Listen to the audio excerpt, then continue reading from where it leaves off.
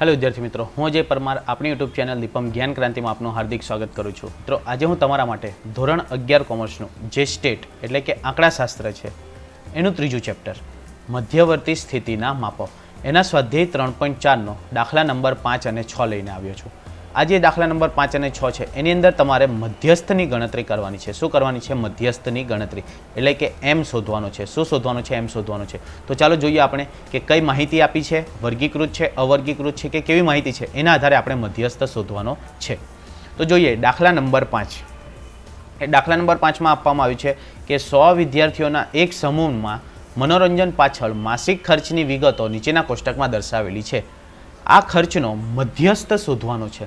શું શોધવાનું છે? મધ્યસ્થ। મધ્યસ્થ એટલે કે બરાબર મધ્યમાં આવતા એટલે કે 50% અવલોકનોનો શોધવાનો છે। એમાં ખર્ચ આપવામાં આવ્યો છે 200 થી ઓછો, ત્યારબાદ 200 થી 400, 400 થી 600, 600 થી 700, 700 થી 800 અને 800 અને વધુ। જો વર્ગ લંબાઈ સમાન નથી, વર્ગ લંબાઈ કેવી છે? અલગ અલગ છે। તો આપણે શું બનાવવું પડશે? તો પહેલાં સંચય આવૃત્તિ વિતરણ બનાવવું પડશે। શું બનાવવું પડશે? તો સંચય આવૃત્તિ વિતરણ। શું બનાવવું પડશે? સંચય આવૃત્તિ વિતરણ। તો વર્ગ તો 200 કે તેથી 200 થી ઓછા, ત્યારબાદ 200 થી 400, 400 થી 600, 600 થી 700, 700 થી 800 અને 800 કે તેથી વધારે આવૃત્તિ આપી દીધી છે। હવે શું CF? તો પહેલામાં કેટલી આવશે? તો પહેલામાં તો 8 જ આવશે। ત્યારબાદ 8 ને 23 એટલે કેટલા થશે? 31। ત્યારબાદ 31 ને 40 71। ત્યારબાદ કેટલા થશે? તો 71 ને 17 એટલે કે 88। 88 ને 7 કેટલા થશે? તો 95 ને 95 ને 5 એટલે કેટલા થશે? 100। કેટલા થશે? 100। શું શોધવાનું છે? મધ્યસ્થ એટલે પહેલાં તો શું શોધવું પડશે? તો એમનો વર્ગ। એમનો વર્ગ બરાબર શું આવશે? તો n/2 માં અવલોકનની કિંમત શું આવશે? n/2 માં અવલોકનની કિંમત એટલે આપણને મધ્યસ્થનો વર્ગ મળશે। અને ત્યારબાદ મધ્યસ્થનું સૂત્ર શું થશે? તો L + n/2 - CF/F × C। આ સૂત્રનો ઉપયોગ કરીને આપણે શું શોધવાનો છે? મધ્યક શોધવાનો છે। તો ચાલો આપણે સૂત્ર શોધી લઈએ। પહેલાં શું શોધવાનું છે આપણે? તો મધ્યસ્થનો વર્ગ એટલે કે એમનો વર્ગ। શું થશે એમનો વર્ગ બરાબર? તો n/2 માં અવલોકનની કિંમત શું આવશે? અવલોકનની કિંમત। પરંતુ શેમાં જોવાની? તો CF માં। તો જોઈએ n બરાબર કેટલા છે? તો n બરાબર છે 100 એટલે કેટલા આવશે? તો 100/2 એટલે કે 50માં અવલોકનની કિંમત। પરંતુ ક્યાં જોવાનું છે? તો CF માં જોતા। ઓકે, 50મું અવલોકન એટલે ક્યાં આવશે? તો અહીં 31 સુધી છે, તો 50મું અવલોકન ક્યાં આવશે? અહીં આવશે। 36 થી લઈને 71 સુધી છે એટલે આપણો વર્ગ કયો થશે? તો આપણો વર્ગ થશે 400 થી 600 એટલે કે અહીં શું લખાશે? તો એમનો વર્ગ। શું આવશે? એમનો વર્ગ કેટલો આવશે? તો આવશે 400 થી લઈને 600 સુધીનો। હવે એમનું સૂત્ર લખી દઈએ તો એમનું સૂત્ર શું આવશે? તો એમનું સૂત્ર આવશે તો L + n/2 - CF છેદમાં શું આવશે? F × C। કિંમત શોધી લઈએ તો L બરાબર કેટલા આવશે? તો L બરાબર આવશે 400। ત્યારબાદ આવશે CF એટલે કઈ આવશે? તો એના અગાઉના વર્ગની આ સંચય આવૃત્તિ એટલે કેટલી આવશે? 31। તો અહીં કેટલા આવશે? 31।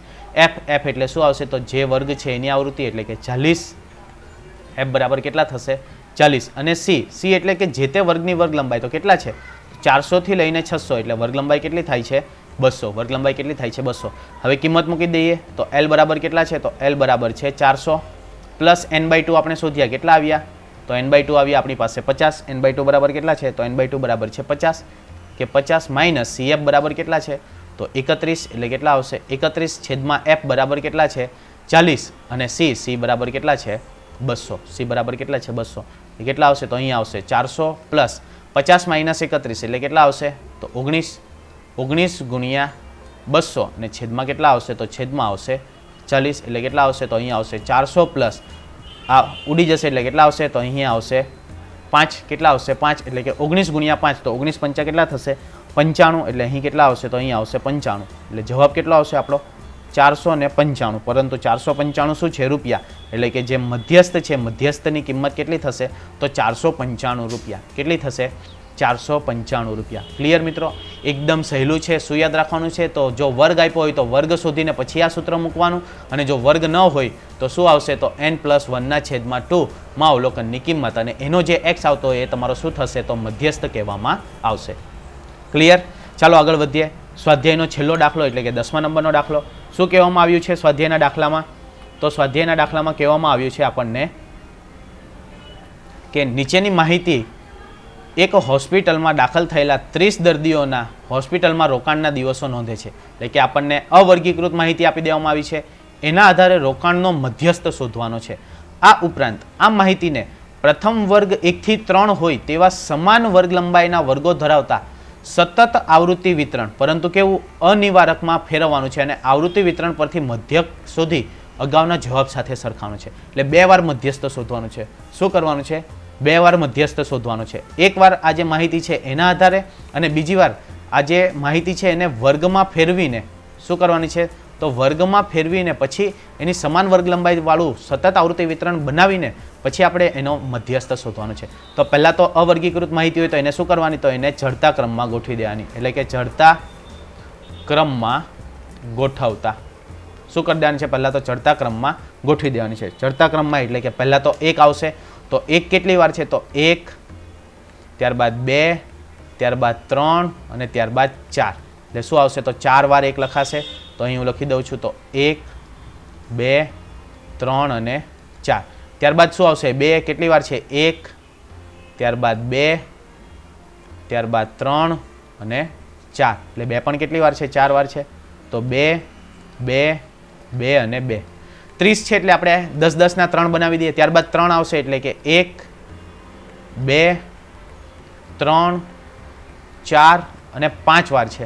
કેટલી વાર આવશે? તો 1, 2, ત્યારબાદ 3, 4 અને 5 વાર છે.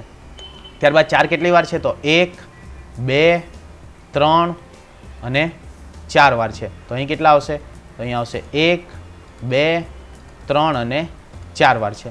પછી શું આવશે? 5. તો 5 કેટલી વાર છે? તો 5 છે આપણી પાસે 1, 2, 3 વાર. એટલે 5 કેટલી વાર છે? તો 5 છે આપણી પાસે 3 વાર. એટલે કેટલા આવશે? તો 5, 5 અને 5 થઈ ગયા. હવે 6 કેટલી વાર છે? તો 6 આપણી પાસે છે 1 વાર અને 2 વાર. 6 કેટલી વાર છે? 2 વાર. એટલે અહીં આવશે 6 અને 6. ત્યારબાદ 7 કેટલી વાર છે? તો 7 આપણી પાસે 1 વાર અને 2 વાર. 7 કેટલી વાર છે? 2 વાર. એટલે કે 1 વાર અને 2 વાર. 8 કેટલી વાર છે? તો 8 આપણી પાસે 1 જ વાર છે. એટલે કેટલા આવશે? 8. ત્યારબાદ 9 કેટલી વાર છે? તો 9 આપણી પાસે 1 વાર અને 2 વાર છે. કેટલા આવશે? તો અહીં આવશે 9, 9. ત્યારબાદ 10 કેટલી વાર છે? તો 1 વાર અને 2 વાર 10 છે. કેટલા આવશે? તો અહીંયા આવશે 10, 10 અને છેલ્લા કયા છે? 15. તો આપણા બધા જ અવલોકનો આપણે અહીં આવી જાય છે. હવે મધ્યસ્થ શોધવાનું છે. શું શોધવાનું છે? મધ્યસ્થ. તો મધ્યસ્થનું સૂત્ર શું થશે? તો n+1/2 માં અવલોકનની કિંમત શું આવશે? n+1/2 ના અવલોકનની કિંમત. ઓકે, n બરાબર કેટલા છે આપણી પાસે? તો 30. એટલે કેટલા આવશે? તો 30 + 1/2 એટલે કેટલા થશે? તો 31/2 એટલે 15.5 માં અવલોકનની કિંમત. કયું આવશે? 15.5 અવલોકનની કિંમત. તો 15.5 એટલે શું થશે? તો 15મું અવલોકન પ્લસ 16મું અવલોકન ભાગ્યા શું આવશે? 2. તો 15મું અવલોકન એટલે કે આ 10 છે, ત્યારબાદ 11, 12, 13, 14 અને 15. તો 15મું અવલોકન કયું છે? 4. અને 16મું અવલોકન પણ કયું છે? 4. એ કેટલા આવશે? તો 4 + 4 ભાગ્યા 2. એટલે આપણો જે મધ્યસ્થ છે, મધ્યસ્થનો જવાબ કેટલો આવશે? 4. મધ્યસ્થનો જવાબ કેટલો આવશે? 4. હવે શું કરવાનું છે? તો હવે આપણે આનો વર્ગ બનાવવાના છે. કયો વર્ગ કીધો છે? તો પ્રથમ વર્ગ 1 થી 3. પ્રથમ વર્ગ કયો આવે? 1 થી 3. અને કેવા બનાવવાના છે? અનિવારક બનાવવાના છે. કેવા બનાવવાના છે? અનિવારક. એટલે બીજો વર્ગ આપણો કયો થશે? તો બીજો વર્ગ થશે આપણો 4 થી 6. ત્યારબાદ આવશે 7 થી 9. ત્યારબાદ આવશે 10 થી કેટલા આવશે? તો 10 થી આવશે 12. અને ત્યારબાદ આવશે 13 થી લઈને 16. આ રીતે વર્ગ સમાન વર્ગ લંબાઈવાળા અનિવારક વર્ગો બનાવવાના છે. ત્યારબાદ એની આવૃત્તિ ચિહ્ન મૂકવાના છે અને એની આવૃત્તિ શોધવાની અને સંચય આવૃત્તિ શોધીને આપણે શું કરવાનું છે? એની કિંમતો મેળવવાની છે. તો ચાલો વર્ગ બનાવી દઈએ. તો અહીં વર્ગ માટે મેં ટેબલ બનાવી દીધું છે. ઓકે, વર્ગ આપણે બનાવી દીધા. પ્રથમ વર્ગ કયો આવશે? તો 1 થી 3. ત્યારબાદ 4 થી 6. ત્યારબાદ 7 થી 9. ત્યારબાદ 10 થી 12. અને કયો આવશે? તો 13 થી લઈને 15 સુધીનો. કયો આવશે? 13 થી લઈને 15 સુધીનો. અહીં લખી દઈશું કુલ. ઓકે, હવે શું કરવાના છે? આવૃત્તિ ચિહ્નો. શું લેવાના છે? આવૃત્તિ ચિહ્નો. ઓકે, 1 થી 3 તો 1, તો આ શું છે 1, તો 1 ક્યાં આવશે? અહીં આવશે. ત્યારબાદ કેટલા છે? 10 છે, તો 10 ક્યાં આવશે? અહીં આવશે. ત્યારબાદ 2 છે, તો 2 ક્યાં આવશે? અહીં આવશે. હવે તમને આવૃત્તિ ચિહ્નો તો મૂકતા આવડે જ છે. 6 ક્યાં આવશે? તો 6 આવશે, અહીંયા આવશે. ત્યારબાદ 3, તો 3 ક્યાં આવશે? અહીંયા આવશે. ત્યારબાદ 4, 4 ક્યાં આવશે? તો 4 અહીંયા આવશે. ત્યારબાદ 15, તો 15 ક્યાં આવશે? તો 15 આવશે અહીંયા લાસ્ટમાં. ત્યારબાદ 1, તો 1 ક્યાં આવશે? અહીંયા આવશે. ત્યારબાદ છે 5, 5 ક્યાં આવશે? તો 5 અહીંયા આવશે. ત્યારબાદ છે 9, 9 ક્યાં આવશે? તો 9 અહીંયા આવશે. ત્યારબાદ છે 2, હવે જો 4 થઈ ગયા છે તો પાંચમું શું થશે? તો પાંચમું આડું થશે. ત્યારબાદ છે 4, તો 4 ક્યાં આવશે? તો 4 અહીંયા આવશે. ત્યારબાદ છે 3, તો 3 ક્યાં આવશે? તો 3 અહીંયા આવશે. ત્યારબાદ 1, તો 1 ક્યાં આવશે? અહીંયા આવશે. ત્યારબાદ છે 10, તો 10 ક્યાં આવશે? તો 10 આવશે અહીંયા. ત્યારબાદ છે 7, 7 ક્યાં આવશે? તો 7 અહીંયા આવશે. ત્યારબાદ 3, તો 3 ક્યાં આવશે? અહીંયા આવશે. ત્યારબાદ 5, તો અહીં 4 થઈ ગયા છે તો પાંચમું શું થશે? આડું. ત્યારબાદ કેટલા છે? 4, તો 4 ક્યાં આવશે? અહીંયા. 2, તો 2 આવશે આની અંદર. 4, 4 ક્યાં આવશે? અહીંયા નીચે. ત્યારબાદ છે 8, 8 ક્યાં આવશે? તો 8 આવશે અહીંયા. ત્યારબાદ 5, તો 5 અહીંયા આવશે એટલે કે અહીં બાજુમાં લખાશે. ત્યારબાદ છે 3, તો જો 4 થઈ ગયા છે તો પાંચમું શું થશે? ક્રોસ. ત્યારબાદ 1, તો 1 ક્યાં આવશે? અહીંયા આવશે. ત્યારબાદ 9, 9 ક્યાં આવશે? તો અહીં આવશે. ત્યારબાદ 6, 6 ક્યાં આવશે? તો 4 થી 6 ની વચ્ચે. ત્યારબાદ 2, તો 2 ક્યાં આવશે? તો અહીં પહેલામાં. ત્યારબાદ 3, તો 3 ક્યાં આવશે? તો ફર્સ્ટમાં. અને 7, તો 7 ક્યાં આવશે? તો 7 થી, એટલે 4 થઈ ગયા છે તો પાંચમું શું થશે? આડું.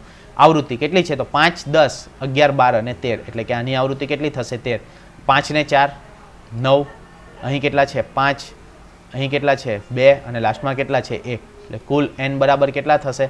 તો n બરાબર થશે આપણા 30. જો ગણતરી કરી લો, 13 ને 9 22, 22 ને 5 27, 27 ને 2 29 ને 1 30. હવે શું બનાવવાનું છે? સંચય આવૃત્તિ. એટલે કેટલા આવશે? તો પહેલામાં આવશે 13, 13 ને 9 કેટલા થશે? તો 22, 22 ને 5 27, 27 ને 2 29, 29 ને 1 30. શું શોધવાનું છે આપણે? મધ્યસ્થ. એટલે પહેલાં તો શું આવશે? તો આવશે મધ્યસ્થનો વર્ગ. શું આવશે? મધ્યસ્થનો વર્ગ. સૂત્ર શું થશે?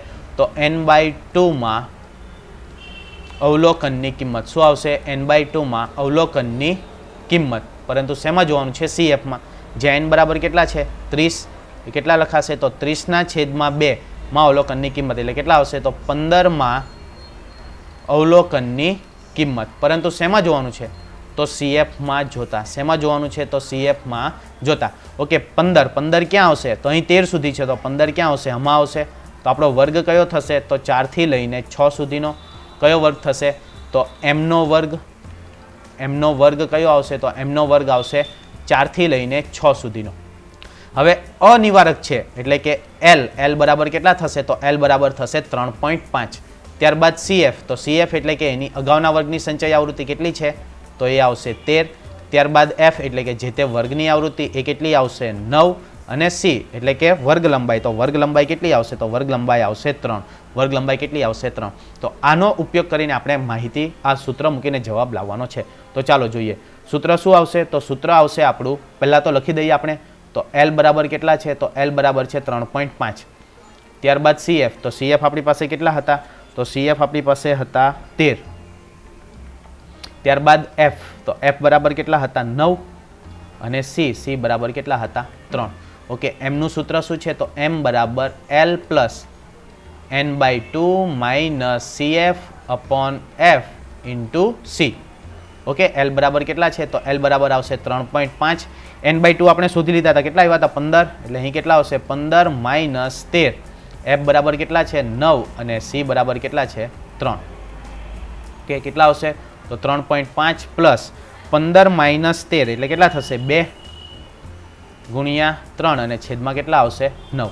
એ કેટલા થશે? તો 3.5 પ્લસ 6/9. ભાગાકાર કરીશું એટલે કેટલા આવશે? તો 6/9 કરીશું એટલે આપણને મળશે 0.67. કેટલા મળશે? 0.67. એટલે આપણો જવાબ કેટલો થશે? તો 4.17. કેટલો થશે? 4.17. એટલે કે m બરાબર કેટલા આવશે? 4.17. ઓકે, સરખાવવાનું કીધું છે તો આપણો આગળનો m કેટલો આવ્યો હતો? તો આગળનો મધ્યસ્થ કેટલો હતો? આગળનો મધ્યસ્થ હતો 4. અને આ વર્ગ પછી શોધ્યા પાસે આગળનો એટલે કયો હતો? અવર્ગીકૃત માહિતીનો. કેવો હતો? અવર્ગીકૃત માહિતીનો. અને વર્ગીકૃત માહિતીનો મધ્યસ્થ કેટલો આવ્યો? તો વર્ગીકૃત માહિતીનો મધ્યસ્થ આવ્યો 4.17. આ કઈ માહિતી છે? તો વર્ગીકૃત માહિતી એનો મધ્યસ્થ સરખો. એટલે બંને કેવા છે? તો સમાન છે. બંને કેવા છે? સમાન છે. 4.17 એટલે કેવા થાય? સરખા. એટલે બંને મધ્યસ્થ કેવા છે? સમાન છે. એટલે કે બંને કિંમતો લગભગ સમાન છે. શું આવશે? બંને કિંમતો લગભગ કેવી છે? તો લગભગ સમાન છે એમ માનવામાં આવે છે. તો અહીં આપણું આ જે સ્વાધ્યાય હતું, કયું હતું? સ્વાધ્યાય 3.4 એ અહીં આપણું સમાપ્ત થાય છે. હવે પછીના વિડીયોમાં આપણે બહુલકની માહિતી લઈને આવીશું. તો આશા રાખું છું કે તમને આ વિડીયોમાં સમજ પડી હશે. જો સમજ પડી હોય તો વધુમાં વધુ લાઇક કરજો અને શેર કરજો. ફરીથી મળીશું આ જ વિડીયો સાથે. ત્યાં સુધી good bye and take care. Thank you.